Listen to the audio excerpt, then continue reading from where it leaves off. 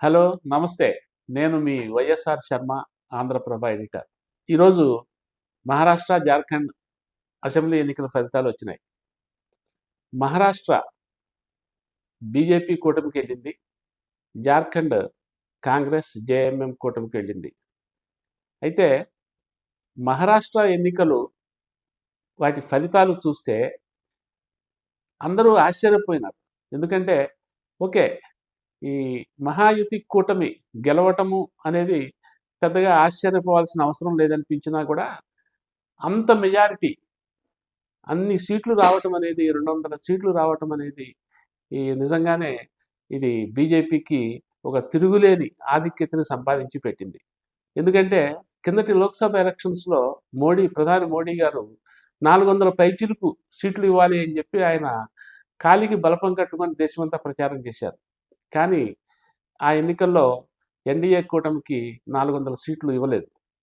ఇవ్వకపోగా ఇంకా బాగా తగ్గినాయి. బీజేపీకి కూడా సొంతంగా తగ్గినాయి. కానీ మహారాష్ట్ర ఎన్నికల్లో మాత్రం అఖండమైన మెజారిటీ, దాదాపు 280 పైచిలుకు సీట్లకి 200 సీట్ల దాకా మెజారిటీ ఇవ్వటం అంటే అది చాలా గొప్ప విశేషమే. అయితే ప్రజలు అంత సునాయాసంగా బీజేపీకి ఇంతటి ఘనమైన పట్టం కట్టారా అని మనం ఆలోచిస్తే నిజానికి కాంగ్రెస్ కంటే కూడా బీజేపీ 100 రెట్లు కృషి చేసి ఈ విజయాన్ని సాధించింది. ఎట్లాగంటే అసెంబ్లీ ఎన్నికల నోటిఫికేషన్ రావడానికి కొద్ది నెలల ముందు నుంచే ప్రధాని మోడీ గారు ఎన్నికల ప్రచారం ప్రారంభించారు. అక్కడ అంతకు కొద్ది నెలల ముందు నుంచే బీజేపీ శ్రేణులు, ఆర్ఎస్ఎస్ శ్రేణులు మహారాష్ట్ర మొత్తం కూడా ఒక రకంగా చాప కింద నీటిలాగా ప్రచారానికి జల్లెడ పట్టినాయి. అంటే ఒక ఆర్ఎస్ఎస్ కార్యకర్తలే మహారాష్ట్ర మొత్తం మీద కొద్ది నెలల్లో దాదాపు 60,000 ఇంటింటి సమావేశాలు జరిపారంటే ఆశ్చర్యం వేస్తుంది. సో బీజేపీకి ఎన్నికల్లో ఆర్ఎస్ఎస్ చాలా విశేషంగా తోడ్పడింది. దాంతోపాటుగా కాంగ్రెస్ పార్టీ ఒక వంకనేమో బీజేపీ స్థానిక సమీకరణాల మీద, స్థానిక సమస్యల మీద దృష్టి పెట్టి ఎన్నికల హామీలు ఇవ్వటంతో పాటు కొన్ని హామీలని ఎన్నికలకు ముందే, నోటిఫికేషన్ రావటానికి ముందే అమల్లోకి తేవటం ద్వారా ప్రజల్లో ఒక రకమైన ఆసక్తిని కనపరిచి బీజేపీ ఆధిక్యాన్ని ప్రదర్శించింది. మరోవైపు కాంగ్రెస్ ఏమో ఎంతసేపటికి జాతీయ సమస్యలు, అంటే మనం చూసాం ఎన్నికల ప్రచార సమయంలో రాహుల్ గాంధీ గారు రాజ్యాంగం అనే ఒక రెడ్ బుక్ను పట్టుకొని రాజ్యాంగాన్ని బీజేపీ కూనీ చేస్తున్నదని, ఆర్ఎస్ఎస్ బీజేపీ కలిసి రాజ్యాంగాన్ని మార్చేస్తాయని చెప్పి, రిజర్వేషన్ల వ్యవహారాన్ని కూనీ చేస్తాయని చెప్పి ఆయన ప్రచారంలో చాలా ప్రధానంగా చేశారు. అదే సమయంలో కులగణన, మేము దేశవ్యాప్తంగా అధికారంలోకి రాగానే కులగణనని తప్పనిసరిగా చేపడతాము, కులాల వారీగా ఎంతెంత జనాభా ఉందో తెలుసుకొని ఆ ప్రకారంగా రిజర్వేషన్లకి కొత్త రూపునిస్తాము, 50% రిజర్వేషన్లు అనే ఒక సీలింగ్ని మేము ఎత్తేస్తాము అంటూ రాహుల్ గాంధీ గారు ప్రచారం చేశారు. దానికి తోడు ఏంటంటే బీజేపీ, ఆర్ఎస్ఎస్ కార్యకర్తలు మహారాష్ట్రలో గ్రాస్ రూట్ లెవెల్లో, క్షేత్రస్థాయిలో, అట్టడుగు స్థాయిలో, గ్రామ స్థాయిలో రాత్రింబవళ్ళు పనిచేస్తూ వారాలు, నెలలు గడిపితే కాంగ్రెస్ అగ్రనాయకత్వం మాత్రం ఢిల్లీలో కూర్చొని మహారాష్ట్రకి వ్యూహాలు పన్నటం, ఇది ఒక రివర్స్ స్ట్రాటజీగా మనం భావించవచ్చు. అంటే ఢిల్లీలో కూర్చొని మహారాష్ట్ర ప్రజలకు ఏం కావాలో ఆలోచిస్తూ, మహారాష్ట్రలో ఎటువంటి హామీలు ప్రకటించాలో నిర్ణయిస్తూ, ఎంతసేపటికి ఢిల్లీ నుంచే వాళ్ళు ప్రధానంగా చక్రం తిప్పారు అనే ఒక భావం మాత్రం మహారాష్ట్ర ఎన్నికల్లో మనకి ప్రస్ఫుటంగా కనిపిస్తున్నది. ఇంకొక విషయం ఏంటంటే ఈ మహారాష్ట్ర ఎన్నికల్లో గతంలో ఎన్నడూ లేనంతగా ఈసారి బీజేపీ కూటమి, ముఖ్యంగా బీజేపీ కూడా ఒంటరిగాని దాదాపు 149 స్థానాల్లో పోటీ చేస్తే 100 పైచిలుకు స్థానాల్లో అది గెలిచిందంటే బీజేపీ ఈ శివసేన అనే ఒక భ్రమని అది ఎట్లా తుత్తునీలు చేసిందో మహారాష్ట్ర రాజకీయాల్లో మనకి అర్థమవుతున్నది. ముఖ్యంగా ఈ మహాయుతి అనే కూటమిలో బీజేపీతో పాటు శివసేన షిండే వర్గం ఉంది, అట్లాగే ఎన్సిపి అజిత్ పవార్ వర్గం, ఈ 3 పార్టీలు కలిసి ఈ ఎన్నికల్ని సమిష్టిగా పోరాడితే ముఖ్యంగా ఇక్కడ ఈ 3 పార్టీల మధ్య కూడా ఓట్ షేరింగ్ అంటే ఒక పార్టీ ఇంకొక పార్టీ ఓట్లని పోటీ చేసిన చోట పంచుకోవటం. అంటే ఇది ఎట్లా సాధ్యమైందంటే కేవలం అజిత్ పవార్ వర్గానికి అన్ని సీట్లు రావడానికి కారణం కూడా ఒక రకంగా బీజేపీ శ్రేణులు, ఆర్ఎస్ఎస్ శ్రేణులు అని చెప్పి మనం చెప్పుకోవచ్చు. అంటే అజిత్ పవార్ వర్గం పోటీ చేసిన సీట్లలో బీజేపీ వాళ్ళ చేత ఆ బీజేపీ ఈ సానుభూతి పరుల చేత ఓట్లు వేయించడంలో ఆర్ఎస్ఎస్ కార్యకర్తలు సక్సెస్ అయినట్లుగా మనకు తెలుస్తున్నది. అట్లాగే రెండోది షిండే వర్గము ముఖ్యంగా బీజేపీ ఎక్కువ సీట్లకు పోటీ చేసింది. తర్వాత షిండే వర్గం నంబర్ ఆఫ్ సీట్స్ పరంగా 2వ స్థానంలో ఉంది. 3వ స్థానంలో అజిత్ పవార్ పార్టీ ఉంది.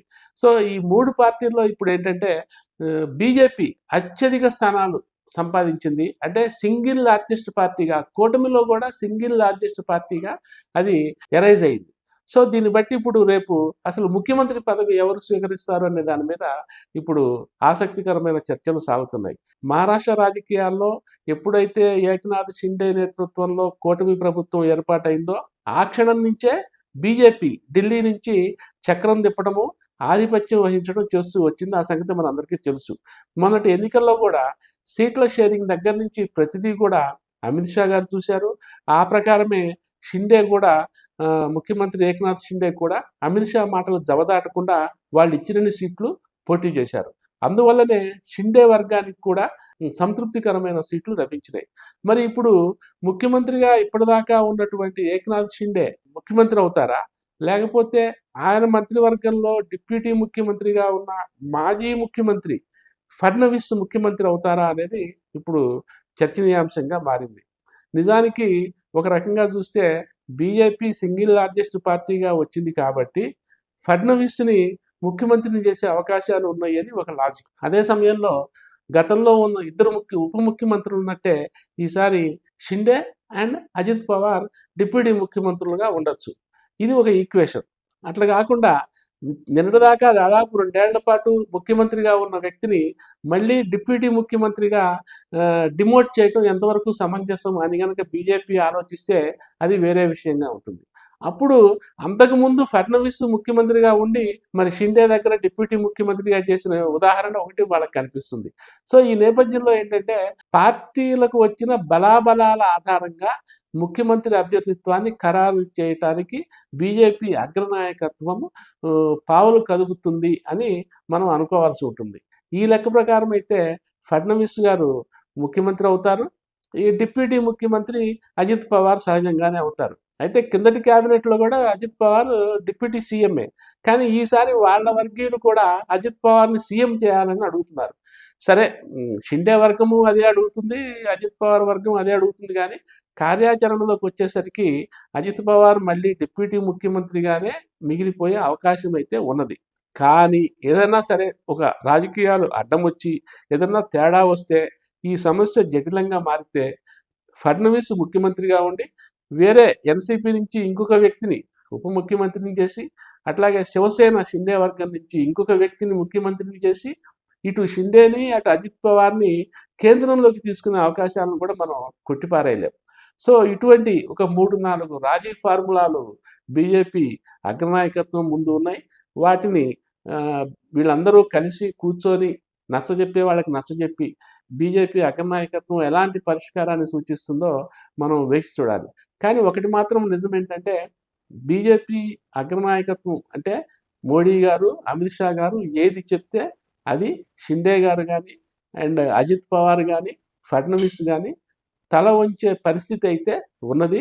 ముగ్గురు కూడా పార్టీకి బీజేపీ అగ్రనాయకత్వానికి ఎన్డీఏ కూటమికి విధేయులుగానే ఉన్నారు. కాబట్టి బహుశా ముఖ్యమంత్రి పదవి అనేది కాంగ్రెస్ కూటమిలో లాగా, కాంగ్రెస్ ప్రభుత్వాల్లో జరిగేలాగా వివాదాస్పదము, సంక్షోభమయం అయ్యే అవకాశాలు అయితే కనిపించడం లేదు.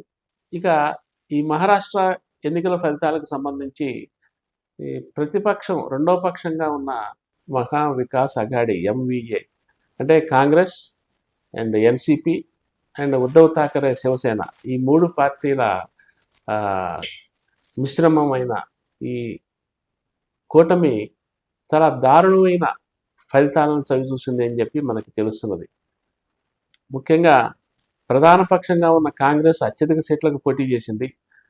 తర్వాత స్థానం ఉద్ధవ్ ఠాకరే శివసేన, తర్వాత ఎన్సిపి శరద్ పవార్ ఎన్సిపి మూడో స్థానంలో నంబర్ ఆఫ్ సీట్స్ పరంగా పోటీ చేస్తే, అదే స్థాయిలో ఆ మూడు పార్టీలు కూడా చాలా దారుణంగా దెబ్బతిన్న పరిస్థితి మనం చూస్తున్నాం. ఎంత దారుణం అంటే, రూలింగ్ కూటమి అంటే మహాయుతి కూటమి గెలిచిన స్థానాల్లో 4వ వంతు స్థానాలు దాదాపు సంపాదించుకున్న దారుణమైన పరిస్థితిని మనం చూస్తున్నాం. అయితే దీనికి కారణాలు ఏమిటి అంటే, ఒకటి, మహాయుతి కూటమిలో ఆ మూడు పార్టీలు కలిసి మూకుమ్మడిగా సయోధ్యతో వ్యవహరించిన తీరుకి, అలాగే మహావికాస్ అఘాడీలో ఉన్న ఈ మూడు పార్టీలు కూటమిగా వ్యవహరించిన తీరుకి అసలు ఏమాత్రం పోలిక లేదని మనకు తెలుస్తున్నది. ఎందుకంటే ముఖ్యంగా కాంగ్రెస్ మొదటి నుంచి కూడా మాకు బలమైన స్థానాలని శరద్ పవార్ లాగేసుకున్నారు, ఉద్ధవ్ ఠాకరే లాగేసుకున్నారు, మాకు సీట్లు కేటాయించలేదు అని చెప్పి కాంగ్రెస్ పార్టీ అసంతృప్తి వ్యక్తం చేస్తూనే వచ్చింది. ఇప్పుడు ఫలితాలు వచ్చిన తర్వాత కూడా కాంగ్రెస్ ఫస్ట్ రియాక్షన్ అదే, మాకు బలంగా ఉన్న స్థానాలు మేము ఎంత అడిగినా సరే వాళ్ళు కాదని చెప్పి మాకు ఇవ్వలేదు అని చెప్పి కాంగ్రెస్ మాట్లాడుతున్నది. అంటే దీన్ని బట్టి ఈ మహావికాస్ అఘాడీలో అసలు లీడర్ పాత్ర ఎవరు పోషిస్తున్నారు? కాంగ్రెస్ పోషిస్తున్నదా, లేకపోతే శరద్ పవార్ పోషిస్తున్నారా, ఉద్ధవ్ ఠాకరే పోషించారా? అంటే నిస్సందేహంగా కాంగ్రెస్సే ఆ కూటమికి లీడరు. అయినప్పటికీ కూడా ఓడిపోయిన తర్వాత అటువంటి మాటలు మాట్లాడడం ద్వారా ఈ పలాయనవాదాన్ని వాళ్ళు ఆశ్రయించారేమో అని చెప్పి మనకు అనిపిస్తుంది. ఇక కాంగ్రెస్ ప్రధానంగా శివసేన కూటమి, ముఖ్యంగా షిండే శివసేనని చీల్చటము అనైతికం అంటూ వాదిస్తూ ఉద్ధవ్ ఠాకరే ప్రభావం చాలా బాగా పనిచేస్తుంది. ఆ ప్రభావంతో ఈ మహావికాస్ అఘాడీ ఈ ఎన్నికల్లో నెగ్గుకొస్తుంది అని చెప్పి కాంగ్రెస్ ఆశలు పెట్టుకుంది.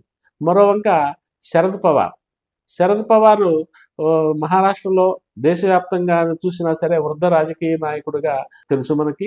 ఆయన ఎన్నికలకి కొద్ది వారాల ముందు నేను ఇక ప్రత్యక్ష రాజకీయాల్లో పాల్గొందను అని చెప్పి చేసిన ప్రకటనతో, సో ఆయన ఇది తుది ప్రయత్నము, తప్పనిసరిగా ఎన్సీపీకి ఈ ప్రజలు ఓట్లేసి గెలిపిస్తారు, తగిన న్యాయం చేస్తారు అని కూడా కాంగ్రెస్ ఆశలు పెట్టుకుంది. కానీ మహారాష్ట్ర ఓటర్లు శరద్ పవార్ మాటలని ఏమాత్రం పట్టించుకున్న దాఖలాలు కనపడటం లేదు. అసలు ఈ ఎన్నికలతో ఎన్సిపి పార్టీ ఉనికి, శరద్ పవార్ నేతృత్వంలోని ఎన్సిపి పార్టీ ఉనికే ప్రశ్నార్థకంగా తయారైంది.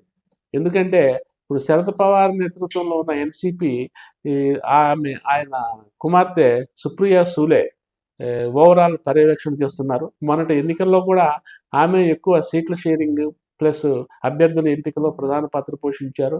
ఇప్పుడు మహారాష్ట్రలో అజిత్ పవార్ మేనలుడు ఎన్సిపి పవార్ పార్టీ అధ్యక్షుడు అజిత్ పవార్, ఆయనేమో ఈ బీజేపీ కూటమిలో ఉన్నారు. ఇటేమో సుప్రియా సూలే ఎన్సిపి, పేరైతే శరద్ పవార్ ఎన్సిపి అని ఉంది కానీ పెత్తనం అంతా ఆమె చేస్తున్నారు.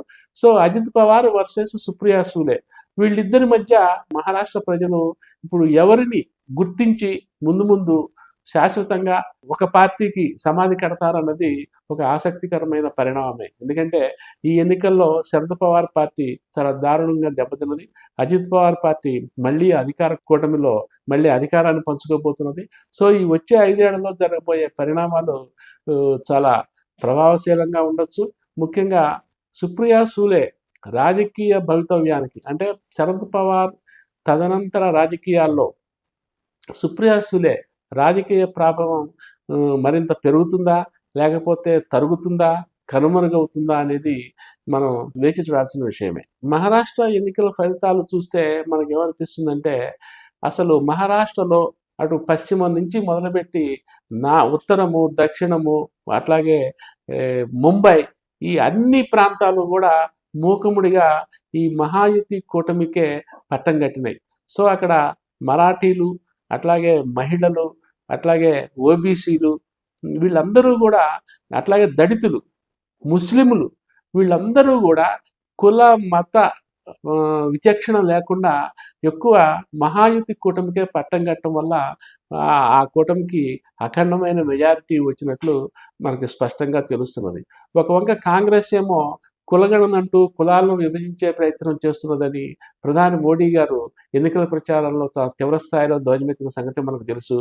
అందుకని అందరూ కలిసి ఉంటేనే కలదు సుఖము అనే సామెతని ప్రధాని మోడీ గారు దాదాపు ప్రతి సభలోనూ ఆయన చెబుతూ వచ్చారు. సో కాంగ్రెస్ కులాలను విడగొడుతున్నది, మనం అందరం కలిసి ఉండాలి అని చెప్పి ప్రధాని మోడీ గారు చేసిన ప్రసంగాలు, పిలుపులు బహుశా మరాఠాలని ఆకర్షించినాయని చెప్పి మనం చెప్పుకోవచ్చు.